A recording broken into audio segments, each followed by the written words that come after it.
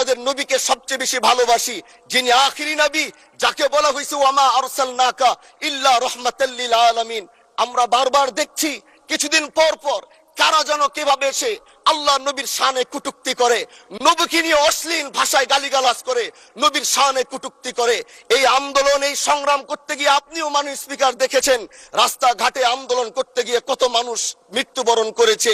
যদি একবার বাংলাদেশের আইনে, কারণ মুসলমান যদি আমাদের বাংলাদেশের পার্সেন্টেজ অনুযায়ী আমাদের অবশ্যই মুসলমানদের সংখ্যা এই দেশে অনেক বেশি।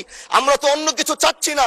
এই দেশের মানুষ নামাজ না পড়লেও যদি কেউ নবীকে কটূক্তি করে তার কলিজা ছিঁড়ে যায়, সে রাজপথে নেমে যায়।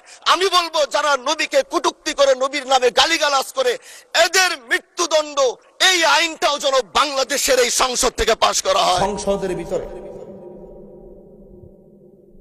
একজন এমপি আছেন হানজালা, তিনি দায়িত্বহীন কণ্ঠে বলেছেন নবীর বিরুদ্ধে যারা কথা বলবে তাদেরকে মৃত্যুদণ্ড দিতে হবে।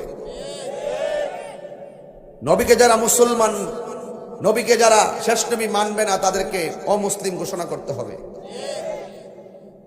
তিনি যেন বক্তব্য দেয়, আমরা ফেসবুকে শুনেই অনেক খুশি হয়েছি। এগুলো আমাদের সুন্নিদের দাবি। কার দাবি? সারা জীবন আমরা বলেছি এবং এভাবে আমরা বলতাম সুযোগ পেলে। তিনি বলেছেন, অনেক সুন্নিরা খুশি হয়েছে। ফেসবুকে শুনে আমরা খুশি হয়েছি, কিন্তু যখন সংসদের ভিতরে বিরোধী দল ইসলামের অনেক জোটের অনেক সংসদ সদস্যরা সেখানে ছিল, আমি মনে মনে অনেক প্রত্যাশা করেছিলাম হানজালা যখন সংসদে নবীর পক্ষে এত বড় দায়িত্বহীন কণ্ঠে বক্তব্য দিয়েছেন, মনে হয় জামাত ইসলাম সহ অন্যান্য 10 দলীয় জোট তারা টেবিলকে থাপড়াইতে থাপড়াইতে সমর্থন দিয়ে টেবিল ভাঙকে ফেলাইবে। দেখলাম তারা কোনো আওয়াজই করে নাই।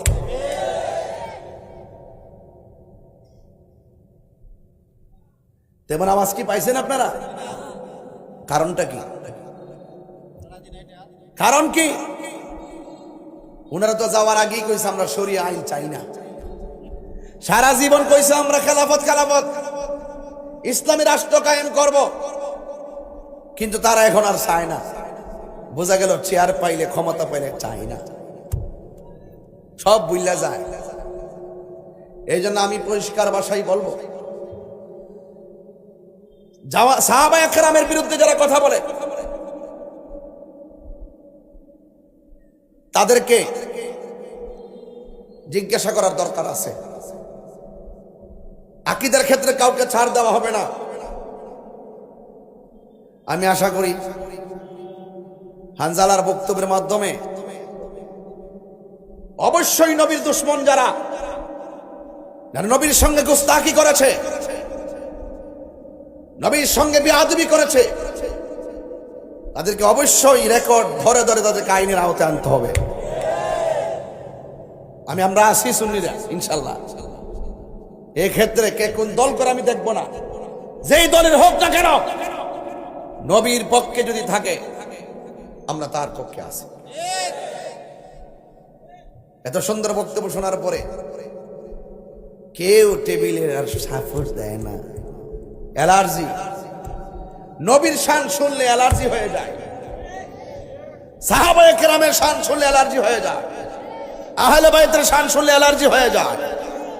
বিগত দিনে যারা বলছে 40 বছর পর নবুতি পাইয়া নবী হইছে, এর আগে নবী ছিল না, হানজালার কথা মোতাবেক তো ওই মৌলবীর গ্রহণ করা দরকার। তোমরা মনে করতে পারো পৃথিবীটা অনেক বড়। আমার নবী বলেন, ইন্নাল্লাহা যাওয়ালিয়াল আরদু ফারাআইতু মাশারিকাহা ওয়া মাগারিবাহা। তোমাদের কাছে পৃথিবী অনেক বড় লাগে, কিন্তু আমার আল্লাহ সারাটা পৃথিবীকে আমার কাছে এত ছোট করে দিয়েছেন, আমি হাতের তালুর মধ্যে সব দেখতে পারি। হাজীগঞ্জের মাহফিল নবী দেখার ক্ষমতা আছে না নাই? হাজীগঞ্জের গোরস্থানে একই সঙ্গে 100 লাশ কবরে শোয়াইলে, একই সঙ্গে মুনকার নকির প্রশ্ন করলে, একই টাইমে 100 কবরে নবী থাকার ক্ষমতা আছে না নাই? এই বিশ্বাস আছে কি না? এই বিশ্বাস থাকার নাম মুমিন। এই বিশ্বাস যারা করে না তারা মুনাফিক। এই জন্য আমার নবী বলেন, ও সাহাবীরা, তোমরা আমাকে প্রশ্ন করেছো পাথরের আওয়াজ, এই আওয়াজটা কোথায় থেকে আসলো শুনে যাও। আল্লাহর হাবিব বলেন, তোমরা যখন ওয়াজ করতেছো, ওয়াজ শুনতেছো, আমি নবী তোমাদেরকে ওয়াজ শোনাচ্ছি, যেই আওয়াজটা আসছে এই আওয়াজটা কোথায় থেকে আসছে জানোনি? কয়েক আল্লাহ এবং তার রাসূল ভালো জানেন। আল্লাহর হাবিব গায়েবের খবর দেয়, আল্লাহর হাবিব হাজের নাজের স্বরূপ উন্মোচন করেন, আল্লাহর হাবিবের পাওয়ার তুলে ধরেন। আল্লাহর হাবিব বলেন, আইয়ুক মিসলি, কে আসো আমার মতো? আমার মতো কেউ নাই। আল্লাহু ইউতিমুনি ওয়া ইয়াসকিনি, আল্লাহ আমাকে খাওয়ায়, আমাকে পান করায়। বয়স্ত মুআল্লিমান, আমার শিক্ষক এই পৃথিবীর কেউ না, আমার শিক্ষক হলো স্বয়ং আল্লাহ। চিৎকার বের কর সুবহানাল্লাহ। কে আসো আমার মতো? আল্লাহর হাবিব বলেন, তোমরা ওয়াজ শুনতেছো, যেই আওয়াজটা আসতেছে এই আওয়াজটা অন্য কোথাও থেকে আসে নাই, আজ থেকে ৭০,০০০ বছর আগে।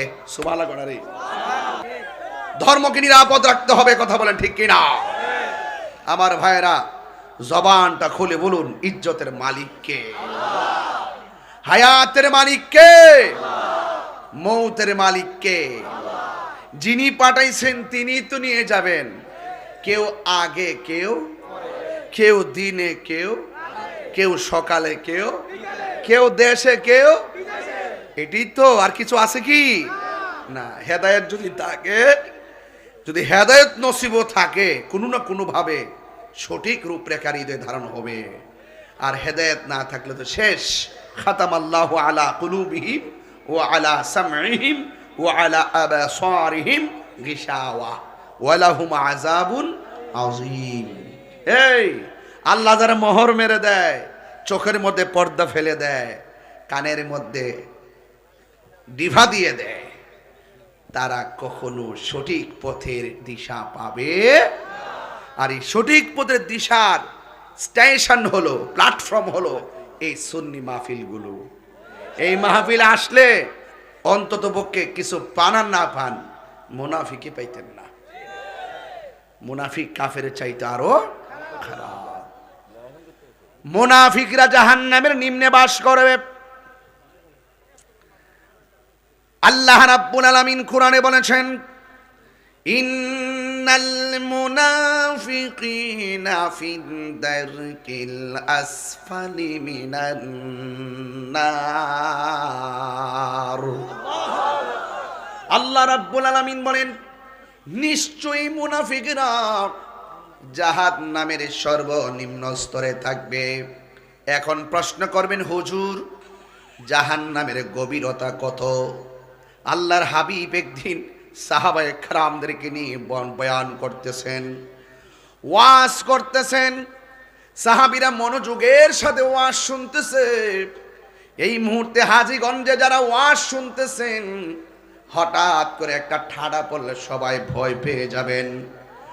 আল্লাহর হাবিব যখন সাহাবায়ে কেরামদেরকে নিয়ে কথা বলতেছেন, ওই মুহূর্তে হঠাৎ করে একটা বিকট আওয়াজ হলো।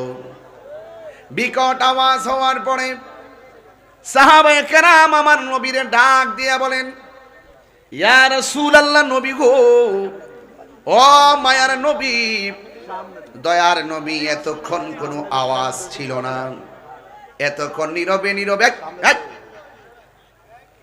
এতক্ষণ নীরবে নীরবে, এতক্ষণ নীরবে নীরবে ওয়াজ শুনেছি, এতক্ষণ নীরবে নীরবে ওয়াজ শুনেছি। ডানে কোনো আওয়াজ ছিল না, বামে কোনো আওয়াজ ছিল না, সামনে কোনো আওয়াজ নাই, পিছনে কোনো আওয়াজ নাই।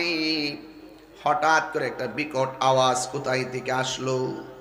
হাজীগঞ্জের মানুষ, চাঁদপুরের মানুষ, শাহরাস্তির মানুষ, আপনারা জবান খুলে বলুন, আমার নবী আওয়াজের সন্ধান জানার ক্ষমতা আছে না? না।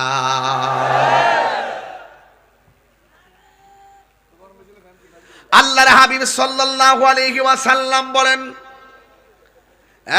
সাহাবীরা, তোমরা যে ওয়াজ শুনতেছিলি, হঠাৎ করে আওয়াজ এসেছে, কিন্তু আওয়াজটা কোথায় থেকে এসেছে তোমরা বলতে পারো না।